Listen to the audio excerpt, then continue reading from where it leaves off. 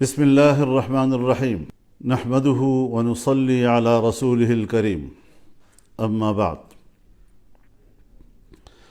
آج ایک بار پھر پوری قوم سے مخاطب ہو رہا ہوں۔ آپ حضرات جانتے ہیں کہ جمعیت علماء اسلام کی مرکزی مجلس عاملہ نے 8 فروری 2024 کے الیکشن کے نتائج کو مسترد کر دیا تھا۔ 2018 کے الیکشن میں جو عوام کی حق رائے دہی پہ ڈاکہ ڈالا گیا تھا، 2024 میں ایک بار پھر عوام کی حق رائے دہی پر شبخون مارا گیا ہے۔ ہم نے فیصلہ کیا تھا کہ ہم اس الیکشن کے نتائج کو تسلیم نہیں کریں گے اور ان کے نتائج کو مسترد کرتے ہیں۔ یہ عوام کی نمائندہ کم اور اسٹیبلشمنٹ کی نمائندہ زیادہ ہے۔ ہمیں عوام کی طرف جانا ہوگا، عوام کو اعتماد میں لینا ہوگا تاکہ وہ اپنے ووٹ کے حق کے لیے متحد ہو سکے، ان کی صفوں میں وحدت آ سکے اور وہ اس قابل ہو سکے کہ وہ اپنے ووٹ کو تحفظ دے سکیں اور اپنے حق رائے دہی اس کو محفوظ کر سکے۔ یہ ایک واضح موقف ہے ہمارا اور اس موقف کی طرف ہم نے آگے بڑھنے کا فیصلہ کیا ہے۔ چنانچہ انشاءاللہ العزیز اللہ تعالیٰ کی فضل اور اس کی تائید کے ساتھ ہم 25 اپریل کو بلوچستان سے اس تحریک کا آغاز کریں گے اور ان اجتماعات کو ہم عوامی اسمبلی کا نام دیں گے۔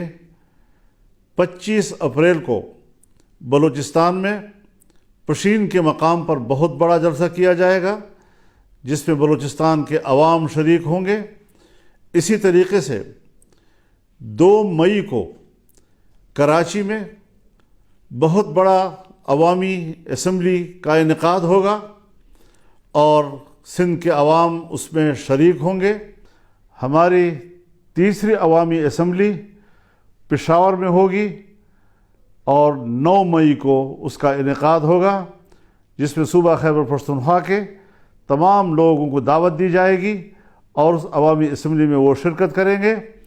اس کے بعد ہم لاہور کے لیے تاریخ کا تعین کریں گے جہاں پر پورے ملک کو اس میں شمولیت کی اور شرکت کی دعوت دی جائے گی اور ایک بہت بڑا ایک عوامی سیلاب وہ اپنی اسمبلی کا انعقاد کرے گا۔ ہم اس حوالے سے دوسری سیاسی جماعتوں سے بھی رابطہ کر رہے ہیں تاکہ عوام کی ایک متفقہ اور متحدہ صف وہ اس کو زندہ کیا جا سکے، اس کو منظم کیا جا سکے۔ تو اس حوالے سے ہم اس شیڈول کا اعلان کر رہے ہیں اور انشاءاللہ ہمارے کارکن، ہماری تنظیمیں، ہر صوبے کی اور ماتحت تنظیمیں ان کو کامیاب بنانے کے لیے فوراً حرکت میں آئیں گی۔ کیا مسئلہ ہے آخر کہ جہاں الیکشن کمیشن بے بس رہا ہے اور اس کو ایک نتیجہ بھی مرتب کرنے کی اجازت نہیں ہے اور اداروں کی طرف سے جو نتائج بھیجے جاتے ہیں، آج الیکشن کمیشن میں کوئی دم خم ہی نہیں رہ گیا ہے۔ ہماری سول بیوروکریسی اس میں تو جو مداخلت ہو رہی ہے اور جو ان کے آئینی اور قانونی اختیارات ہیں اس میں بھی خفیہ ادارے اور ایجنسیاں مداخلت کر رہی ہیں جس میں احتجاج کرنے کا کوئی دم خم ہی نہیں رہا ہے۔ پہلی مرتبہ آج ہائی کورٹ کے ججز نے یہ آواز بلند کی ہے کہ ہمارے معاملات میں بھی مداخلت کی جا رہی ہے، ہمیں دھونس اور دھمکیوں سے ڈرایا جا رہا ہے اور اس پریشر میں ہم لوگوں کو انصاف نہیں دے سکتے۔ اس حوالے سے اگر ماضی کے دریچوں میں جھانکا ہے تو وہ پاکستان کے اس وقت کے وزیر دفاع جناب خواجہ آصف صاحب ہیں جو برملا ان واقعات کا ذکر کر رہے ہیں کہ کس طرح مقتدرہ نے انتخابات کے معاملے میں مداخلت کی، اس کے نتائج کو تبدیل کیا، اور کس طریقے سے اس کو الیکشن کے نظام کو، اس کے نتائج کو منظم کیا اپنے مرضی کے ساتھ، عوام کی مرضی کے خلاف۔ ظاہر ہے اس سارے صورتحال سے جمعیت علماء اسلام کے موقف کو تائید بھی مل رہی ہے اور تقویت بھی مل رہی ہے۔ ہمارا موقف صحیح ہے، ہم نے صحیح آواز بلند کی ہے، اور انشاءاللہ اس کو ہم آگے بڑھائیں گے۔ میں ایک دوسرا اعلان بھی اپنی مرکزی مجلس عاملہ کے اراکین کے مشاورت کے ساتھ، اکثر دوستوں نے ہمیں یہی مشورہ دیا ہے کہ جو ضمنی الیکشن کا شیڈول آیا ہے، اس ضمنی الیکشن کا بائیکاٹ کیا جائے گا۔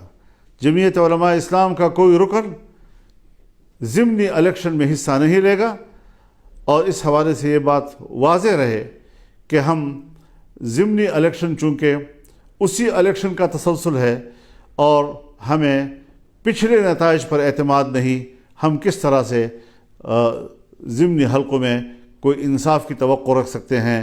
ہم پھر ایک بار مقتدرہ کا کھیل کا نشانہ بنیں گے، اور اس طریقے سے عوام کی حق رائے دہی کے ساتھ کھلواڑ کیا جائے گا۔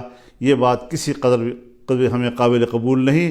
انشاءاللہ العزیز رمضان المبارک کے بعد تحریک چلے گی، فیصلے اب ایوان میں نہیں میدان میں ہوں گے۔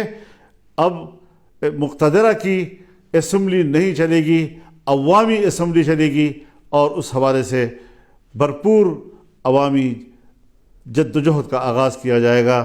ہم اللہ سے مدد کی درخواست کرتے ہیں، دعا کرتے ہیں کہ اللہ تعالی ہمیں اس مقصد میں کامیابیاں عطا کریں، اور پاکستان کو ایک پرامن اور ایک اسلامی فلاحی ریاست کی صورت میں ہمیں دکھائے۔ میں اس بات کی وضاحت کر دینا چاہتا ہوں کہ ہماری جد و جہد وہ پرامن ہوگی، آئین اور قانون کے دائرے میں ہوگی، اور کسی قسم کا تشدد کا عنصر ہماری تحریک میں نہیں ہوگا۔ عوام کو حق پہنچتا ہے کہ وہ ملک میں احتجاج کریں اور اپنی رائے سے دنیا کو آگاہ کریں۔ آج عالمی دنیا بھی ہمارے الیکشن پر سوالات اٹھا رہی ہے، ہمارے انتخابات پر وہ اعتماد کا اظہار نہیں کر رہے، کوئی ہچکچا رہے ہیں، کوئی کسی قدر اظہار رائے کر رہے ہیں کہ پاکستان کے اس الیکشن کے نتائج پر اعتماد نہیں کیا جا سکتا۔ اس حوالے سے ہمارا موقف بالکل حقیقت پر مبنی، خود اعتمادی سے بھرپور، اور انشاءاللہ کامیابی کی منزل سے ہمکنار ہونے کے لیے آگے بڑھے گا۔ اللہ تعالی ہمارا حامی و ناصر ہو۔ وآخر دعوانا ان الحمد للہ رب العالمین۔